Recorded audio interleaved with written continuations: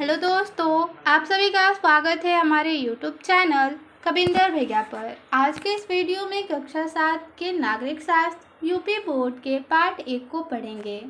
पाठ का नाम है हमारा संविधान। इसके प्रश्न उत्तर को इस वीडियो में पढ़ने वाले हैं। पहला प्रश्न दिया है, निम्नलिखित प्रश्नों में दिए गए विकल्पों में से सही उत्तर वाले विकल्प के सामने गोले को काला कीजिए। इसमें क नंबर प्रश्न है, संविधान सभा के अध्यक्ष थे। अ विकल्प है डॉक्टर राजेंद्र प्रसाद, ब विकल्प है डॉक्टर भीमराव अंबेडकर, स विकल्प है सरोजिनी नायडू और द विकल्प है एच.बी. कामत। संविधान सभा के अध्यक्ष डॉक्टर राजेंद्र प्रसाद थे। इसमें अ विकल्प वाले सामने गोले को काला कर देंगे। आगे है प्रश्न नंबर ख, मौलिक अधिकारों की संख्या है। अ विकल्प है 10, ब विकल्प है 8, स विकल्प है 6 और द विकल्प है 5। मौलिक अधिकारों की संख्या 6 है। इसमें स विकल्प सही होगा, यानी स वाले विकल्प के सामने गोले को काला कर देंगे।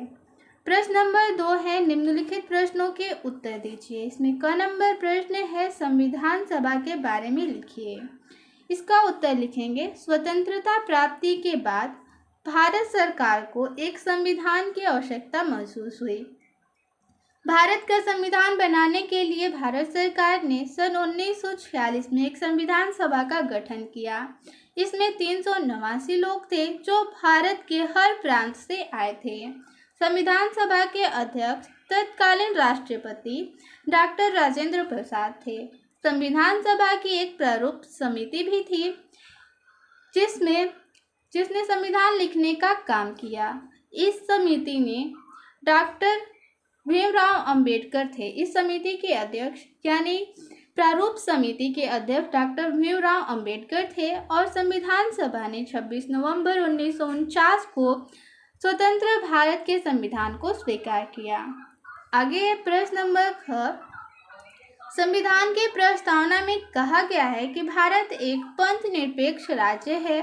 इसका क्या अभिप्राय है? इसका उत्तर होगा, भारतीय संविधान में किसी विशेष धर्म को राष्ट्रीय धर्म की मान्यता नहीं दी गई है और इसमें सभी धर्मों का समान आदर किया गया है।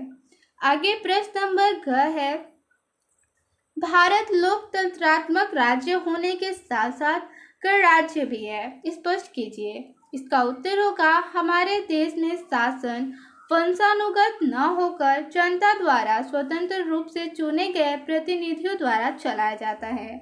ये प्रतिनिधि जनता के प्रति उत्तरदायी होते हैं।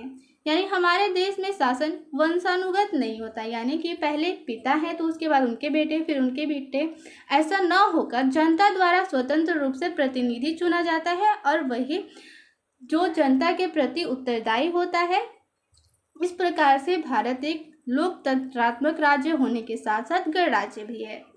आगे है प्रश्न नंबर घ, नागरिकों के लिए मौलिक अधिकार क्यों जरूरी है? इसका उत्तर होगा, राष्ट्र द्वारा नागरिकों को प्रदत्त अधिकार मौलिक अधिकार कहलाते हैं। ये अधिकार नागरिकों के व्यक्तित्व को निखारने और इनके संपूर्ण जीवन यापन के लिए इनकी स्वतंत्रता सुनिश्चित करता है। प्रश्न नंबर अंग है, समानता के अधिकार से आप क्या समझते हैं? उदाहरण देकर समझाइए। इसका उत्तर होगा, संविधान के अनुसार भारतीय नागरिकों के साथ समान रूप से व्यवहार किया जाएगा। किसी भी व्यक्ति को उसके जन्म स्थान के आधार पर, स्त्री या पुरुष होने के आधार पर, किसी विशेष जाति होने के आधार पर या किसी धर्म के होने के आधार पर सार्वजनिक जगहों जैसे दुकानों, होटलों या सिनेमा घरों में जाने से रोका नहीं जा सकता। इसी प्रकार सरकारी नौकरी में सभी को समान अवसर प्रदान किया जाता है। यानी कि भारतीय संविधान के अनुसार सभी नागरिकों को समान व्यवहार किया जाएगा सभी नागरिकों के साथ, और उनके जन्म स्थान के आधार पर या स्त्री और पुरुष के आधार पर ऐसे भेदभाव नहीं किया जाएगा और सार्वजनिक स्थानों पर जाने से नहीं रोका जाएगा। आगे है प्रश्न नंबर च, नीति निर्देशक तत्व राज्य के लिए क्यों जरूरी है? इसका उत्तर होगा, नीति निर्देशक तत्व संविधान द्वारा राज्यों को दिए गए वे अधिकार हैं जिनका उपयोग राज्य सरकार नागरिकों के कल्याण हेतु करती है। जैसे शिक्षा सुविधाएं प्रदान करना, बिना किसी भेदभाव के रोजगार की व्यवस्था करना, यातायात सुरक्षा आदि। आगे है प्रश्न नंबर 6, मौलिक अधिकार और नीति निर्देशक तत्वों में कोई एक अंतर बताइए। इसका उत्तर होगा मौलिक अधिकारों के अतिक्रमण के विरोध में मुकदमा करने का अधिकार है, जबकि नीति निर्देशक सिद्धांतों को मानने के लिए राज्य को बाध्य नहीं किया जा सकता। आगे प्रश्न नंबर 6 है, संविधान में प्रदत्त स्वतंत्रता के अधिकार के अंतर्गत नागरिकों को किस प्रकार की स्वतंत्रताएं दी गई हैं। इसका उत्तर होगा पहला, धर्म की स्वतंत्रता का अधिकार, दूसरा सांस्कृतिक व शिक्षा का अधिकार, तीसरा अधिकार समानता का। आगे है 6 नंबर प्रश्न, संविधान में दिए गए किन्हीं दो मौलिक कर्तव्यों को लिखिए। इसका उत्तर होगा संविधान में दिए गए दो मौलिक कर्तव्य निम्नलिखित है। पहला, प्रत्येक भारतीय का यह कर्तव्य है कि वह संविधान का पालन करे और उसके आदर्शों, संस्थाओं, राष्ट्रीय ध्वज एवं राष्ट्रीय गान का आदर करे। और दूसरा मौलिक कर्तव्य होगा, प्रत्येक भारतीय का कर्तव्य है कि वह भारत की संप्रभुता, एकता और अखंडता की रक्षा करे और उसे अक्षुण्ण बनाए रखे। आगे है प्रश्न नंबर 9, हमारे देश के लिए संविधान क्यों महत्वपूर्ण है। इसका उत्तर होगा जिस देश में लोकतांत्रिक सरकार होती है, यानी कि जिस देश में सरकार जनता द्वारा चुनी जाती है, वहाँ एक संविधान होता है। भारत भी एक लोकतांत्रिक देश है, अतः इसका भी अपना एक संविधान है। संविधान में देश के कामकाज के बारे में बहुत सारी बातें लिखी होती हैं। देश के प्रत्येक नागरिक को संविधान के अनुसार ही काम करना पड़ता है, अतः हमारे देश के लिए संविधान महत्वपूर्ण है। प्रश्न नंबर 3 है, रिक्त स्थानों की पूर्ति कीजिए। इसमें क नंबर प्रश्न है, संविधान सभा के प्रारूप समिति के अध्यक्ष रिक्त स्थान दिया है थे।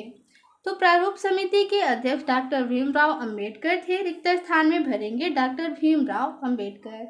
प्रश्न नंबर ख, संविधान के द्वारा भारतीय नागरिकों को रिक्त स्थान दिया है, मौलिक कर्तव्य दिए गए हैं। तो मौलिक कर्तव्य 11 दिए गए हैं, अगर मौलिक अधिकार बोलता तो 6 लिखते हैं।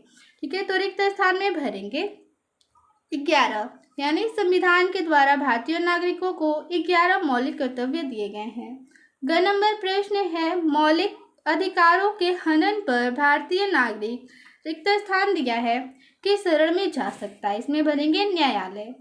आगे है प्रश्न नंबर 4, अधिकार और कर्तव्य परस्पर जुड़े हैं, उदाहरण देकर समझाएं। इसमें इसका उत्तर लिख सकते हैं, आपका क्या अधिकार है, यानी आप क्या अधिकार चाहते हैं इसमें, और आपको क्या कर्तव्य करने चाहिए।